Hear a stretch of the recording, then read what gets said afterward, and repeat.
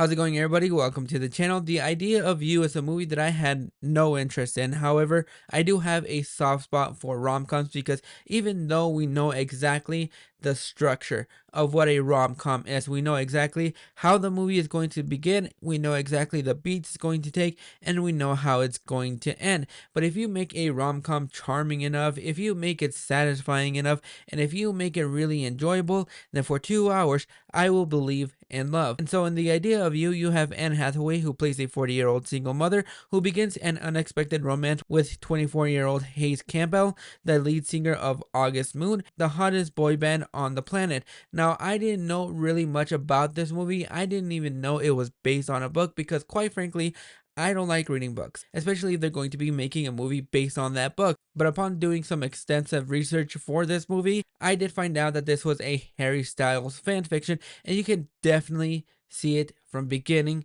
to end. And well, this is going to be one of those movies that I come out really enjoying because, quite frankly, it was everything that I wanted this movie to be. It was charming enough, it was satisfying enough, and boy, did it make me really prepared for that Olivia Rodrigo concert coming up in a couple of months, because this movie made me believe that if I went to a meet and greet and met Olivia Rodrigo, we would most likely fall in love, even though I know that's never gonna happen. But I really enjoyed The Idea of You. It was a charming little movie. I thought the chemistry between Anne Hathaway and Nicholas, hard to pronounce last name, had wonderful chemistry, and I know a lot of people are going to be a little bit on the edge for this movie because of the age difference, but quite frankly, if Anne Hathaway fell in love with me, how can I say no? And with every single movie that Nicholas does, it almost makes me forget that he was in that Sorry for an Excuse Cinderella movie. Yeah, you have to stretch your disbelief a little bit with this movie because you can definitely tell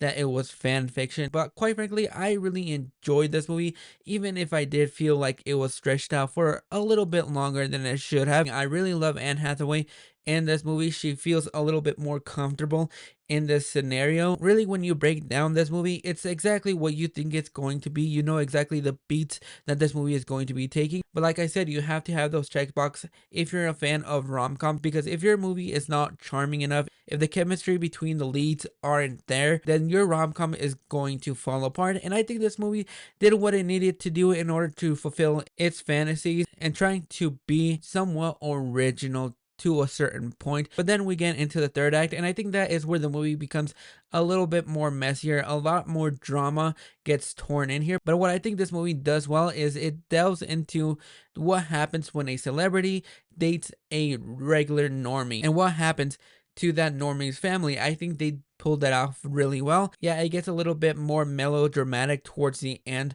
of the movie, because going into this movie, I had no expectations for this movie. I was not really interested.